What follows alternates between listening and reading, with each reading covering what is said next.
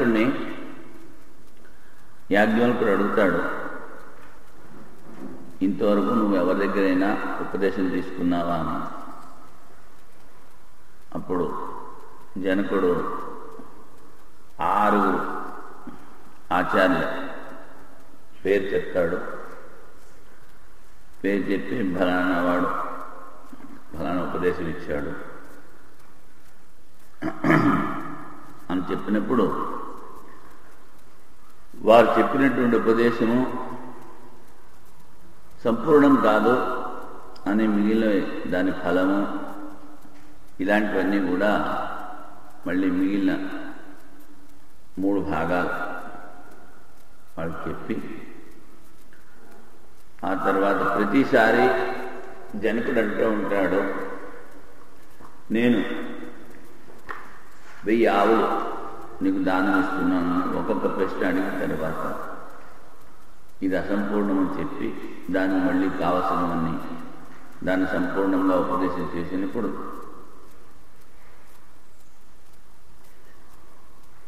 ఆ జనకుడు అంటాడు, 1000 గోవులు నీకు దానం ఇస్తున్నాను. అప్పుడు యాజ్ఞవల్కుడు అంటాడు, పితా మే మన్యత నానుశిష్ట హరేతేతి. అంటే మా తండ్రి గారు చెప్పేవారు. ఏమిటి చెప్పేవారు? ఎంతవరకు అయితే శిష్యుడి ఉద్ధారం పూర్తిగా కాలేదో అంతవరకు వాడి దగ్గర నుంచి నువ్వు ఏమి తీసుకోవద్దు. పితా మే అమన్యత నా అనుశిష్ట హరేతేతి. అనుశిష్టం అంటే పూర్తిగా వాడు ఉద్ధారం అయిన తర్వాతనే వాడి దగ్గర నుంచి ఏమన్నా దక్షిణ తీసుకోవాలి అని చెప్పారు. అని చెప్పి ఈయన ప్రతి ప్రశ్నకి 1000 ఆవులు ఇస్తా అన్నాడే, అది పుచ్చుకోడు. 6 సార్లు చెప్పిన తర్వాత 6 ఉపదేశాలు విని మళ్ళీ ఆ ఉపదేశాలని పూర్తిగా చెప్పిన తర్వాత 6 సార్లు కూడా యాజ్ఞవల్కుడు ఆవులను తీసుకోకుండా ఉంటే ఆఖరిసారి ఆయన కిందికి దిగొస్తాడు. దాన్ని కూర్చునామ ద్వితీయ బ్రాహ్మణం. కూర్చో అంటే సింహాసనం. ఆ సింహాసనం నుంచి కిందకు వచ్చి ఈ జనకుడు ఈ విదేహ రాజ్యము ఇదంతా నీకు సమర్పిస్తున్నాను అంటాడు. అప్పుడు యాజ్ఞవల్కుడు అంటాడు, ఏమిటి? అభయం వై ప్రాప్తోసి హే జనకాన్. ఇప్పుడు నీకు జ్ఞానం పూర్తిగా లభ్యమైంది. నువ్వు ఆత్మజ్ఞానాన్ని పొందావు, ఆత్మని అనుభవిస్తున్నావు, అందుకని నువ్వు అభయపదాన్ని పొందావు. మరి ఇంత ముందు వరకు ఎందుకు చెప్పలేదు అంటే, నేను రాజుని, నాకు ధనం ఉన్నది అనేటువంటి అహంకారం ఉండడం మూలాన ఆయన అభయపదాన్ని ఇవ్వలేదు. అప్పుడు అక్కడ మళ్ళీ జనకుడు ఏదో అడుగుతారు, దాని గురించి చెప్తారు. ఆ తర్వాతది జ్యోతిర్నామ తృతీయ బ్రాహ్మణం. ఈ జ్యోతిర్నామ తృతీయ బ్రాహ్మణం అన్నప్పుడు ఆత్మజ్యోతి స్వరూపము మనం కళల్లో చూస్తూ ఉంటాము జ్యోతి స్వరూపాన్ని. ఎందుకంటే బయట రూమ్ లోపల లైట్ ఉండదు, మనం కళ్ళు మూసుకుంటాము, అయినా స్వప్నాన్ని చూస్తాం. స్వప్నం చూసినప్పుడు మనకి జ్యోతి కనిపిస్తుంది. మరి ఆ ప్రకాశం ఎక్కడి నుంచి వచ్చింది? బయట నుంచి కాదు, లోపలే ఉంది. ఆ ఆత్మ ప్రకాశంలో మనస్సులో మనము చూసినవి, చూడనివి, విన్నవి, ఆలోచించినవి, ఆలోచించనివి ఇవన్నీ కూడా మనం కళల రూపంలో చూస్తాం. ఆ కళలు చూడడానికి ప్రకాశం ఈ ఆత్మ నుంచి మనకు లభిస్తుంది. దాన్నే ఇక్కడ జ్యోతి అన్నారు. ఆ తర్వాత జాగ్రత్త అవస్థలో మనము శరీరము, ఇంద్రియాలు, మనస్సుతో పనిచేస్తాము. సుషుప్తిలో ఈ 3 పనిచేయు. శరీరం పనిచేయదు, ఇంద్రియాలు పనిచేయు, మనస్సు పనిచేయదు. కానీ సుషుప్తి నుంచి లేచి సుఖమహమస్వాప్సం నకించిదవేదేశం అని చెప్తాం అని చెప్పినప్పుడు మరి మనకి ఈ సుఖము అనుభవంలోకి వచ్చింది. అనుభవంలోకి వచ్చిన సుఖము ఎవరో ఒకళ్ళు అనుభవించి తీరాలి. జడ వస్తువు సుఖాన్ని అనుభవించలేదు కనుక చైతన్యం ఉంది మనలో. ఆ చైతన్యం అనుభవించింది, దాన్నే జ్యోతి స్వరూపము అన్నారు. క్రితంసారి మరి 1-2 ఉదాహరణలు చెప్పాను, మీకు గుర్తుందో లేదో. ఎలాగంటే ఒక దీపాన్ని వెలిగించి దీపం మీద చిమిని పెట్టినప్పుడు ఆ దీపం ముందు కూర్చుంటే దీపం యొక్క వెలుగు మనకు వస్తుంది, దీపం వేడి కూడా మనకు తగులుతుంది. కానీ ఆ చిమ్ని ఉన్నంతసేపు మనం దీపాన్ని ముట్టుకోలేం. అదేవిధంగా ఈ సుషుప్తి అవస్థలో ఆత్మలోకి మునిగినా మనం అహరహర్ బ్రహ్మ గమయతి, ప్రతిరోజు ప్రతి వాడిని ఆ బ్రహ్మలోకి తీసుకువెళ్తున్నట్ట పరమాత్మ. అయినా జాగ్రత్త అవస్థలోకి వచ్చేటప్పటికి అది మనకు అనుభవంలోకి రాదు. ఎందుకు అంటే ఇక్కడ దృష్టాంతంలో మనం చిమిని అని చెప్పామే, అదే విధంగా దాష్టాంతికంలో ఈ జీవునిలో అజ్ఞానము అనేటువంటి పొర ఆవరించుకుని ఆ అజ్ఞానంతో పాటు వాడు ఆ భ్రమలోకి పోతాడు.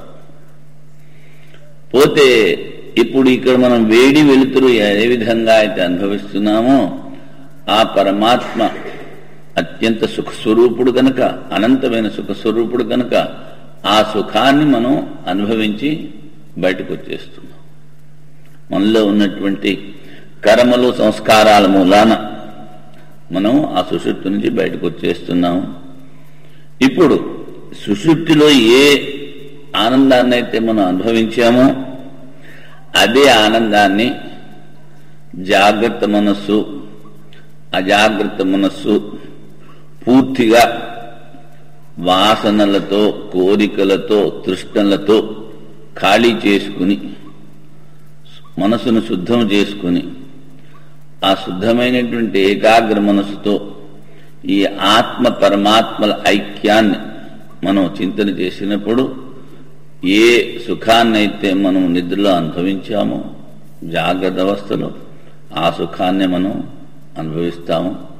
దాన్నే సమాధి అన్నారు. దీన్ని కూడా దృష్టాంతం చెప్పాను మీకు, మరి గుర్తుందో లేదో. ఎవరినైనా అగ్ని చూపించమంటే అగ్ని చూపించలేరు, కానీ ఇంధనారూఢ వహని అన్నారు. అంటే ఒక కలప కానీ బొగ్గు కానీ గ్యాస్ కానీ ఏదైనా ఉంటే దాని మీద ఆధారితమైనటువంటి అగ్నిని మీరు చూపించగలరు. అగ్ని విడిగా ఎవరు చూపించలేరు, ఏది కలప ఇలాంటి ఆధారం లేకుండా.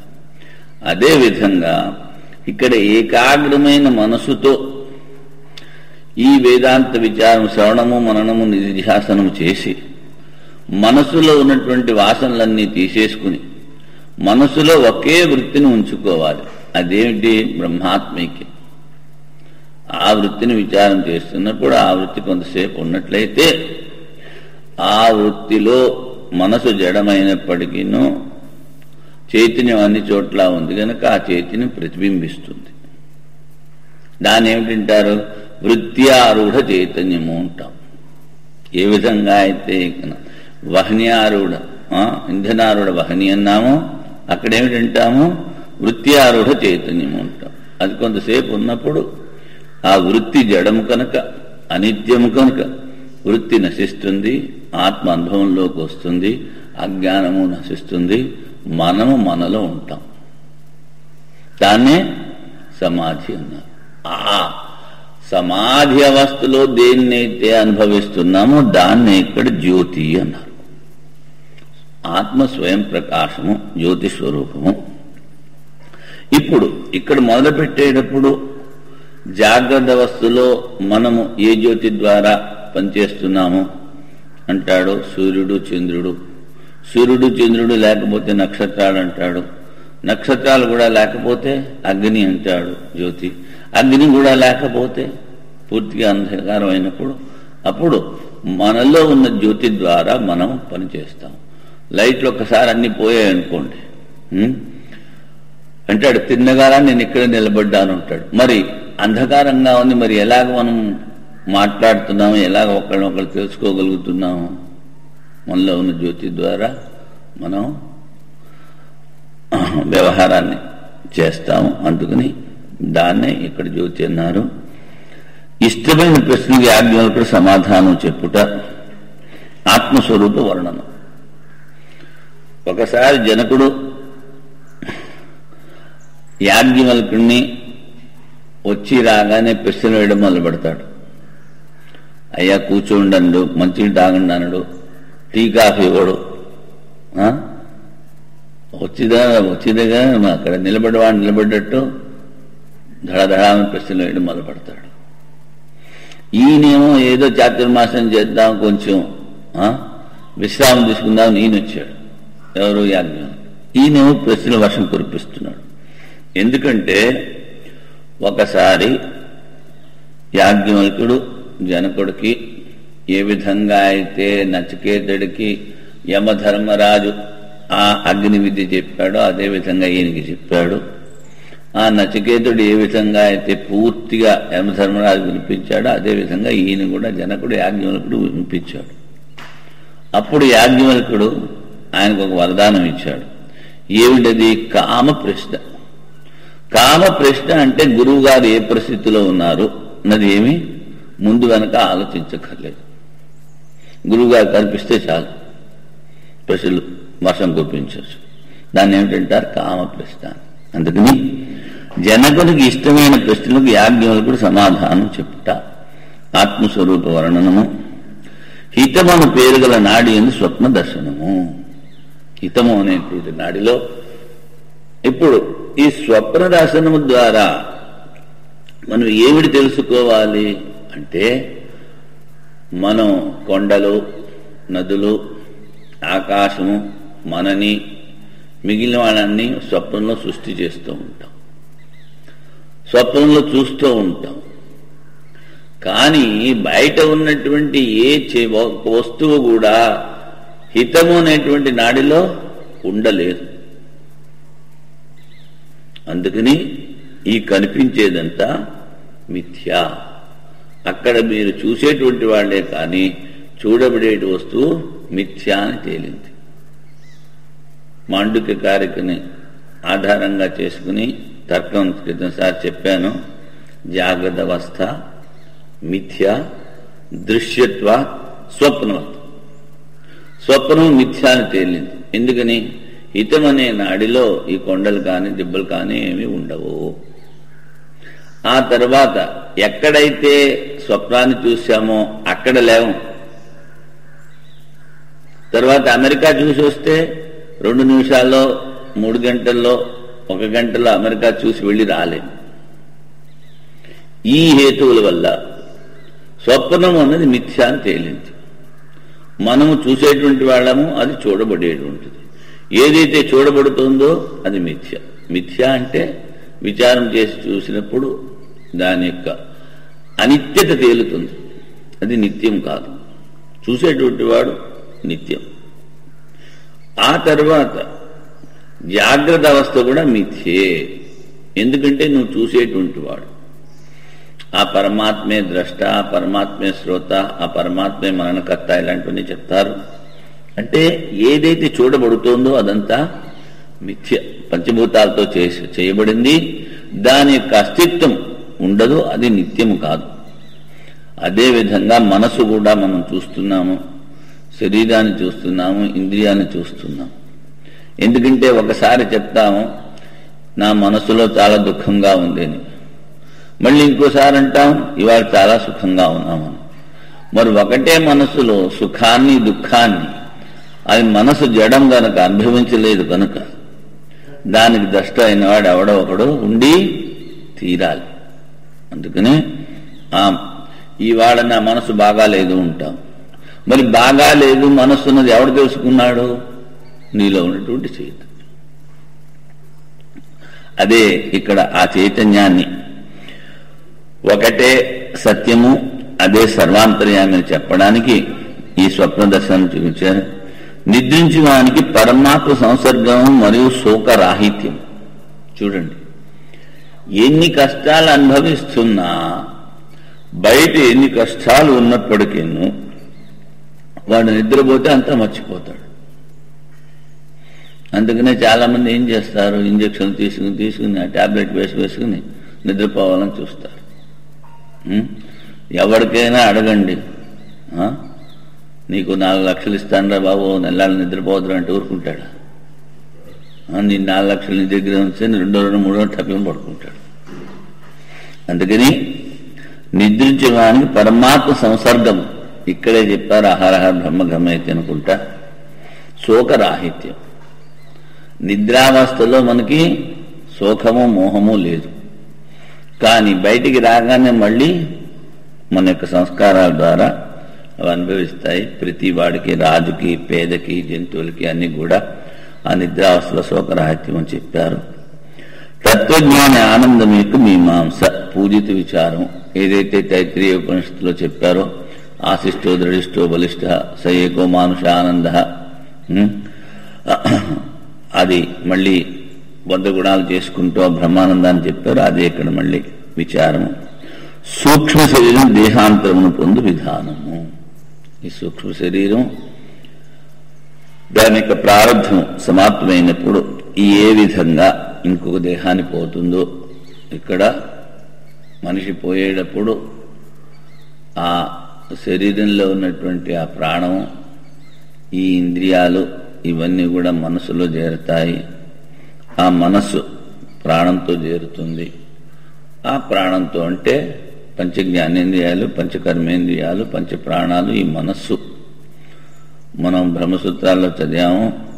సూక్ష్మభూతాలతో ఆవృతమయ్యి అది ఇంకొక దేహాన్ని పొందుతుంది. ఆ శరీరం పోయేటప్పుడు మనిషికి చాలా కష్టం ఉంటుంది, కష్టాన్ని అనుభవిస్తాడు. అందుకని వైరాగ్యం గురించి ఇంత చెప్పారు. 4వది శారీర నామక చతుర్థ బ్రాహ్మణం. శరీరే భవ శారీర, ఈ శరీరంలో ఉన్నటువంటి చైతన్యాన్ని గురించి చెప్తున్నారు అక్కడ. అదే మరణాసన్న జీవుని యొక్క దశ వర్ణనము. వాడు ఆ మరణాసనంలో ఇప్పుడు చెప్పానే ఎలా ఉంటాడు. శుభాశుభ కర్మలకు అనుగుణముగా జీవుని గతి, నిష్కామ కర్మ చేయ వారికి బ్రహ్మప్రాప్తి. చూడండి, అందుకనే గీతలో ముఖ్యంగా చెప్పింది 2 యోగాలు. ఒకటి కర్మయోగము, 2వది సాంఖ్యయోగం, జ్ఞానయోగం. నిష్కామ కర్మల ద్వారా మనసు శుద్ధి చెంది, మనసు ఏకాగ్రమయ్యి వాడు తత్వ విచారాన్ని చేసి వాడు తేలిగ్గా ఆత్మని అనుభవించగలడు. అందుకని నిష్కామ కర్మ చేయవారికి బ్రహ్మప్రాప్తి అన్నారు. మోక్ష మార్గం ముందుగా మతభేదములు. మిగిలిన వాళ్ళు నైయాయకుడు నాడంటే వాడు ఈ పదార్థాలన్నింటి బాగా తెలుసుకుంటే మోక్షం అంటాడు. మీమాంసకుడు ఉన్నాడంటే కర్మకాండి స్వర్గానికి పోవడమే మోక్షము అంటాడు. చార్వాకుడు మోక్షమే లేదంటాడు. ఇలాంటివన్నీ ఖండన చేసి ఆత్మ పరమాత్మల ఐక్యమే దాని అనుభవమే మోక్షం అని చెప్తారు. అభేద దర్శనం చేయ వారికి భయం ఉండదు. ఎవరైతే సర్వత్ర అన్ని చోట్ల ఆ పరమాత్మను దర్శిస్తూ ఉంటారో, తనలో అందరినీ తనలో అందరిలో తనను ఎవడైతే చూస్తాడో వాణ్ణి అభేదదర్శి అన్నారు. వాడికి భయం ఉండదు. ఆత్మజ్ఞానమునకు మరియు ఆత్మీయ స్థితి కలుగుటకు ముఖ్య సాధనము సన్యాసము. సమ్యన్యాస సన్యాస అన్నారు. మరి మిగిలిన వాళ్ళకి ఈ ఆత్మజ్ఞానం కలగదా అంటే అలా కాదు.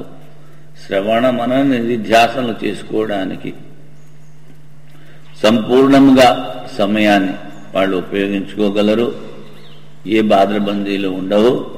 అందుకని ఇక్కడ ముఖ్య సాధనం సన్యాసము అని చెప్పారు. సన్యాసము అంటే ఊరికినే ఏదో బీజాహోమం చేసేసి బట్టలు మార్చుకున్నంత మాత్రాన సన్యాసం కాదు. వేమన గారు చెప్పారు. ఏమి చెప్పారు? తలల బోడులైనంత మాత్రం తలపుల బోడులకు నాను. అదేవిధంగా ఇక్కడ మనలో ఉన్నటువంటి కోరికలన్నింటినీ త్యజించాలి. అందుకని గీతలో కూడా త్యాగము సన్యాసము అని చెప్పినప్పుడు ఎవరైతే కర్మఫల త్యాగాన్ని చేస్తారో వాళ్ళని గౌణ సన్యాసులు అని చెప్తారు. అందుకని ఇక్కడ మనం సన్యాసము అంటే ముఖ్యంగా త్యాగము. అందుకనే యాజ్ఞవల్కుడికి గృహస్థాశ్రమంలో ఉండగానే ప్రవేశించక ముందే ఆయనకి జ్ఞానం కలిగినా మరి లింగ సన్యాసము అంటారు. దీన్ని లింగ సన్యాసం అంటే విరజాహోమం చేసి బట్టలు మార్చి, ఇది ఎందుకు? మరి జ్ఞానం కలిగినప్పుడు ఈ లింగ సన్యాసం ఎందుకు? మళ్ళీ అంతా అయిన తర్వాత మళ్ళీ అన్ని వదిలిపెట్టి మళ్ళీ ఆయన సన్యాసం ఎందుకు తీసుకోవాలి అంటే జీవన్ముక్తి యొక్క విలక్షణమైనటువంటి ఆనందాన్ని అనుభవించడానికి వారు సన్యసించారు. ఏ విధంగా అయితే మనం సదాశివ బ్రహ్మేంద్ర స్వామి గురించి తెలుసు, మనకి త్రైలింగ స్వామి గురించి తెలుసు. వీళ్ళందరూ ఏమిటి? జీవన్ముక్తులు. ఆ జీవన్ముక్త విలక్షణమైన ఆనందం అనుభవించడానికి లింగ సన్యాసం. ఇక్కడ సన్యాసం అంటే సంపూర్ణ త్యాగం. మనసులో ఏ విధమైనటువంటి కోరికలు, వాసనలు, తృష్ణలు ఉంచుకోకూడదు. అది కాకుండా ఇక్కడ రెండు చెప్తారు. లింగ సన్యాసం కూడా కావాలి అంటారు. ఎందుకు అంటే ఒకటి విద్వత్ సన్యాసము, రెండవది విదిశా సన్యాసం. విద్వత్ సన్యాసము తీసుకున్నది జీవన్ముక్తి విలక్షణమైన ఆనందానికి. వివిధిశా సన్యాసము తీసుకున్నవారు ఎందుకంటే గృహస్థాశ్రమంలో కానీ బ్రహ్మచర్య ఆశ్రమంలో కానీ ఉంటే ఆ ఆశ్రమ ధర్మాలు తప్పకుండా అనుభవించి తీరాలి, అవలంబించి తీరాలి, చేసి తీరాలి. అవి చేయకపోతే ప్రత్యవాయం. ఎవరు ఈ ఆశ్రమంలో ఉన్నారో ఆ ధర్మాల్ని తప్పకుండా ఆచరించాలి. లేకపోతే వాళ్ళకి ఏమిటి? ప్రత్యవాయం అంటే పాపం. దీన్ని కూడా దృష్టాంతం చెప్పినట్టున్నాను. ఏ విధంగా అయితే మిలిటరీలో ఉన్నటువంటి వ్యక్తి పొద్దున్నే పెరేడ్ చేయాలి. పెరేడ్ చేస్తున్నాడని వాడికి మిఠాయిలు ఇవ్వరు. పెరేడ్ చేయకపోతే ఆలస్యంగా వెళితే వాడికి పనిష్మెంట్ ఇస్తారు.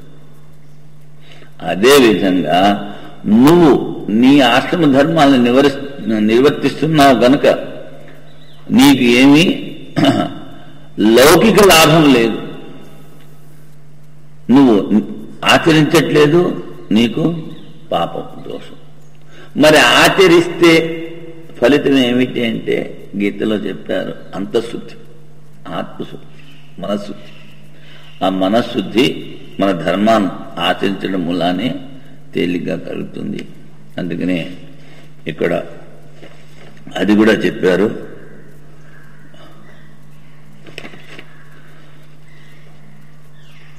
నాలుగు కథ చెప్తుంటే మనం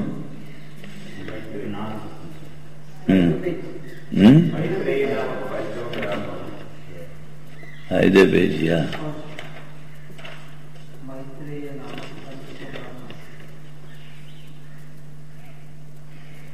ఆత్మజ్ఞానం మరియు ఆత్మస్థితి కలుగుటకు ముఖ్య సాధనం సన్యాసము. దీని తర్వాత మళ్ళీ 3 వచ్చింది. ఏమిటిది? 3వ పేజీ కాగితం. మైత్రేయ నామక పంచబ్రాహ్మణము యాజ్ఞవల్కునికి సన్యాసేచ్ఛ. ఇక్కడ మొట్టమొదటి కూడా ఆయన ఉపదేశం చేశాడు. ఇక్కడ భార్య యొక్క అనుమతి తీసుకోవాలి అనేది స్పష్టంగా రాశారు. ఎవరైతే గృహస్థాశ్రమంలో ఉన్నారో, ఎవరికైతే సతీమణి ఉందో ఆమె యొక్క ఆజ్ఞ తీసుకుని సన్యాసం తీసుకోవాలని రాశారు. అందుకని యాజ్ఞవల్కమైతే సంవాదము ఆత్మస్థ కామ సర్వం ప్రియం భవతి. ఆ తర్వాత శ్రవణం నిధ్యాసన చేయాలి, ఇలాంటివని చెప్తారు. ఆత్మేందు సర్వాధిక ప్రేమ, ఆత్మనస్తు కామాయ సర్వం ప్రియం భవతి. తర్వాత ఈ వంశనామక షష్ఠ బ్రాహ్మణము, అందులో ఏమి లేదు. ఈ విద్య ఎవరి దగ్గర నుంచి తీసుకున్నారు, ఎవరెవరికి చెప్పారు అనేది ఉంటుంది. ఈ విధంగా యాజ్ఞవల్క కాండం యొక్క వంశవర్ణం 5వ అధ్యాయము. ఖం నామక ప్రథమ బ్రాహ్మణము. ఇక్కడ ఖం అంటే ఆకాశం. ఆకాశోవై నామరూపయో నిర్వహిత అన్నారు. ఈ ఆకాశం అంటే ఈ పరమాత్మ ఈ నామరూపాలని సృష్టించాడు అని. అందుకని ఆ ఓంకారము అది సర్వవ్యాపకమైనటువంటి నిరాకార నిర్గుణ నిర్విషయ పరమాత్మ యొక్క నామం, ప్రతీకం ఈ ఓంకారం. ఎవరైతే శ్రవణ మనన నిధ్యాసనలు చేసి ఈ జన్మలోనే ఆత్మజ్ఞానాన్ని పొందారో వాళ్ళు 2వ శ్రేణి వాళ్ళు. మరి మొదటి శ్రేణి ఎవరైతే ఆ మహావాక్యాన్ని వినగానే ఆత్మజ్ఞానాన్ని పొందారో శ్వేతకేతు లాంటి వాళ్ళు, వాళ్ళు ప్రథమ శ్రేణి.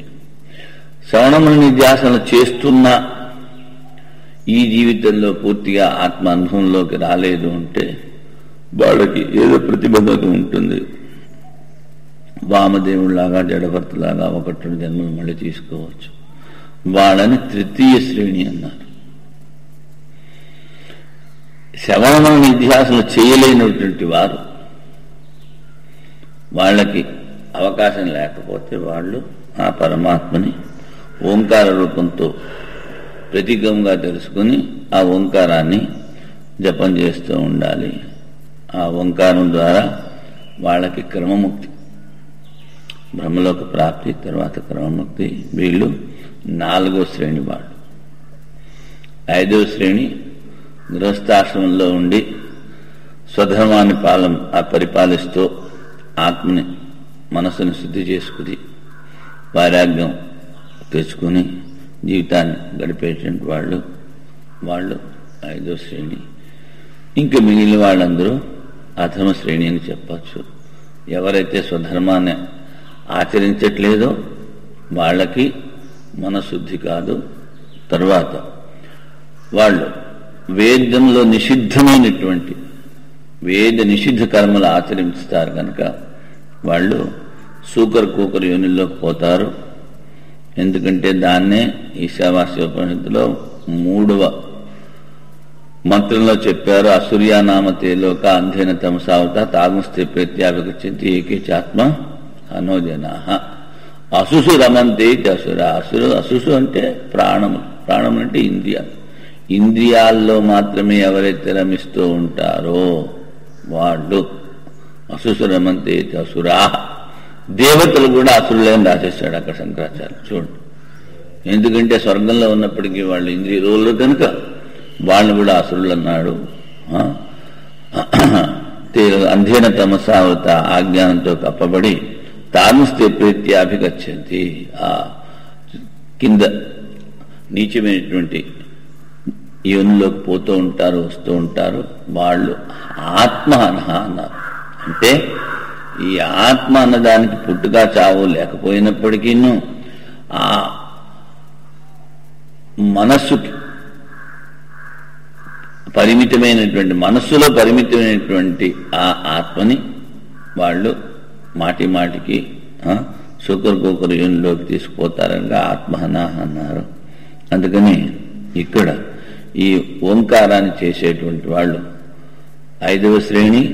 ఆ తర్వాత వాళ్ళు ఎవరైతే వాళ్ళు కూడా ధర్మాన్ని పాలించేటువంటి వాళ్ళు కూడా ఆశ్రమ ధర్మాలని వాళ్ళని కూడా మహాత్ములు ఉన్నారు.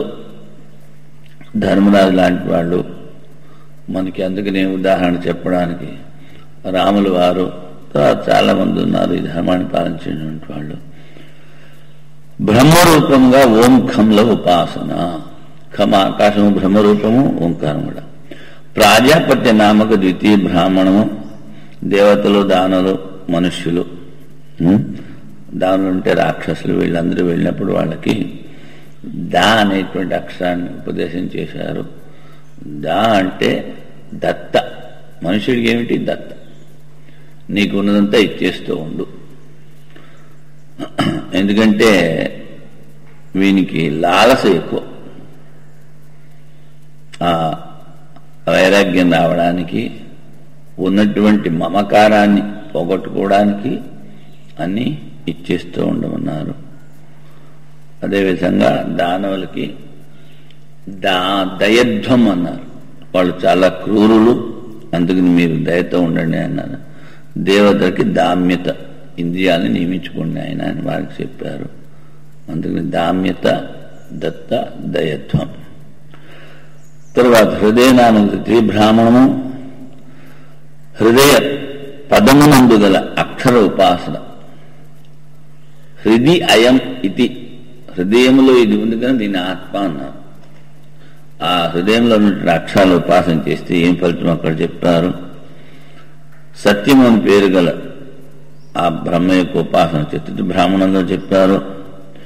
సత్య బ్రహ్మ సంస్థాన నామ పంచమ బ్రాహ్మణము అంటే ఈ సత్య బ్రహ్మము మరియు సత్య పదార్థ అక్షరముల ఉపాసన. స, త, యా ఇలాంటి అక్షరాలు. అలాగే చెప్తారు మనోనామక షష్ఠ బ్రాహ్మణము, మనోమయ పురుషుని ఉపాసన. విద్యున్నామక సప్త బ్రాహ్మణము, విద్యుత్ బ్రహ్మ ఉపాసన. వాగ్ధేను నామక అష్టబ్రాహ్మణము, ఈ వాణిని ఈ మాటల్ని ధేను రూపముగా ఉపాసన చేయడం వల్ల వచ్చే ఫలితం.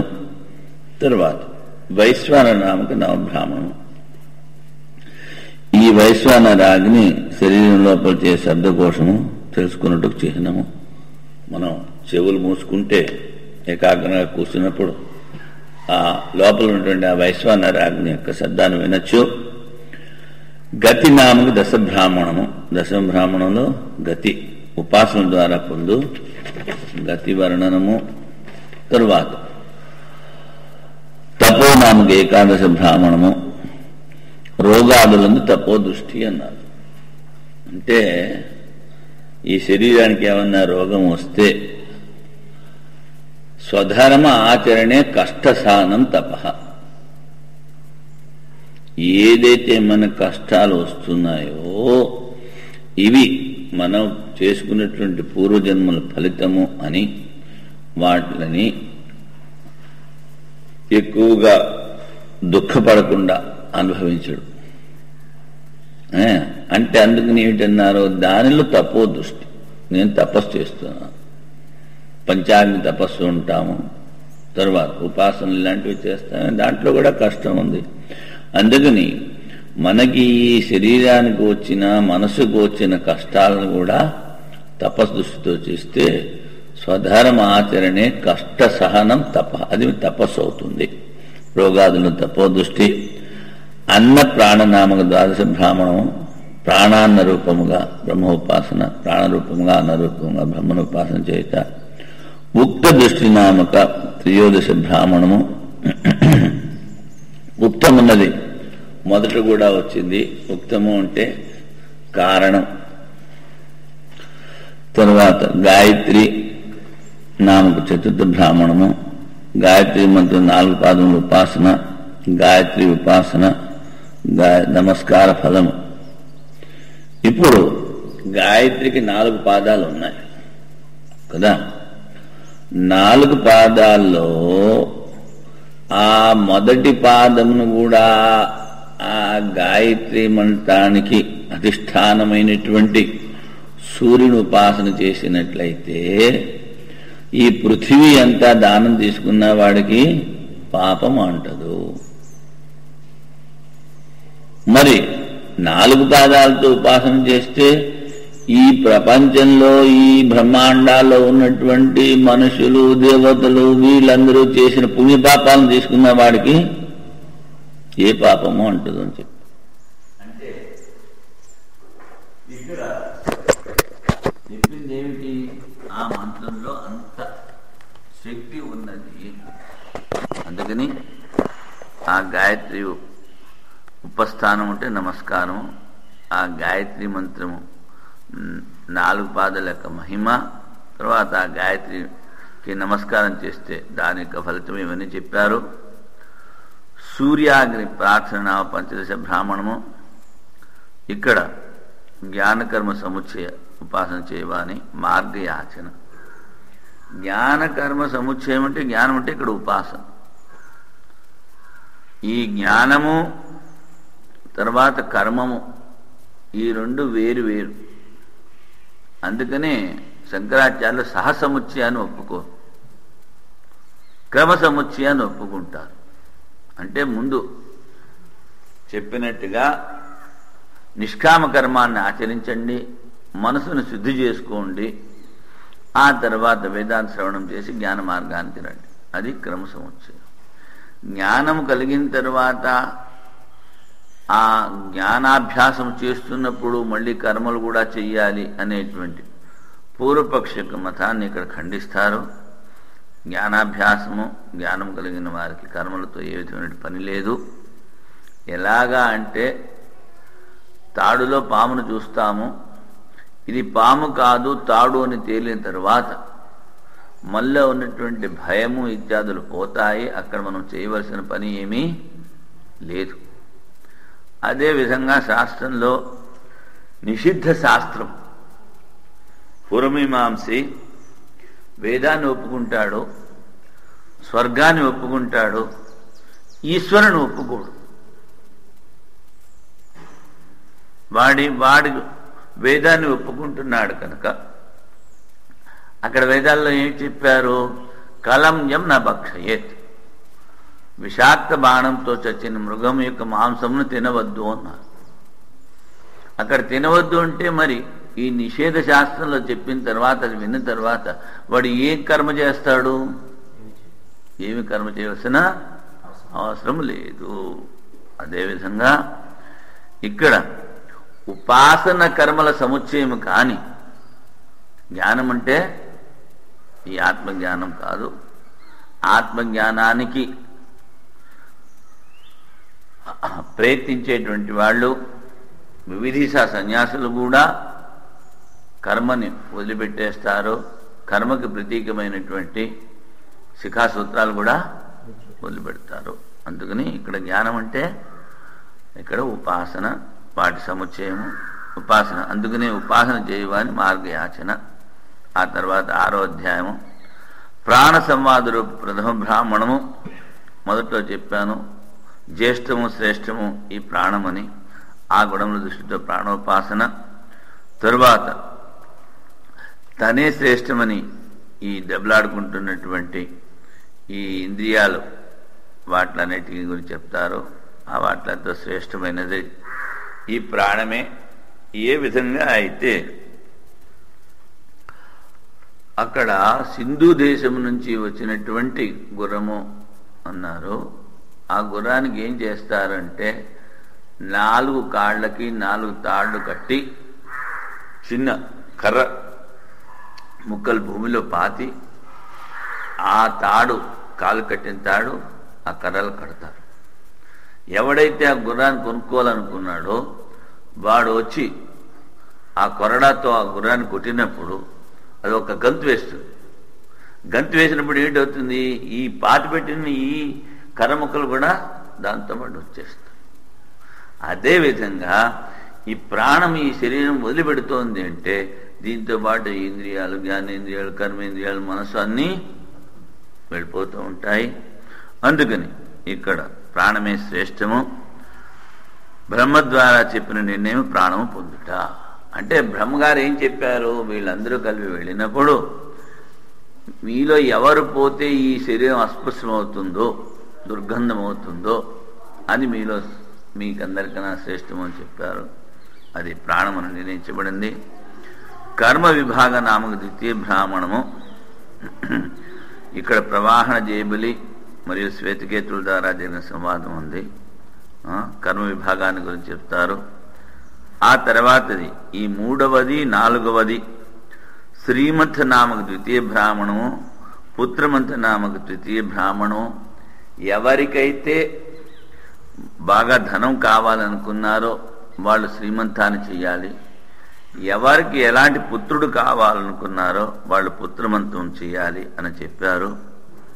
ఈ 2 కూడా మనం బృహదారణ్యం చెప్పినప్పుడు ఇవి 2 కూడా చెప్పాం. ఎందుకంటే వీటితో మనకి పని లేదు కనుక. డబ్బు దశకంతోనూ పని లేదు సన్యాసులకి, పుత్రులతో అంతకన్నా పని లేదు. ఎలాంటి పుత్రుడు కావాలి అంటే అక్కడ కొన్ని అశ్లీషమైనటువంటి శబ్దాలు కూడా ఉపయోగించారు శాస్త్రంలో. ఎందుకంటే అది గృహస్థులకి ధర్మం కనుక ఎలాంటి పుత్రుడు కావాలి, ఎలాంటి పుత్రుడు కావాలి, ఏమి తినాలి, ఏమిటి చేయాలి, ఇలాంటివన్నీ వర్ణించారు అక్కడ. అవన్నీ మనకు అక్కర్లేదు. ఈ ఆఖరి 2 బ్రాహ్మణాలు సంక్షేపంగా చెప్పేశాము, అంతే చాలు. ఈ తర్వాత ఇప్పుడు మనం మంత్రాలు ఒక్కొక్కటే తీసుకుని వీలున్నంత వ్యాఖ్యానం చేసి ఆ తర్వాత ఎక్కడైతే అవసరం ఉందో అక్కడ భాష్యాన్ని కూడా చెప్పుకుందాము.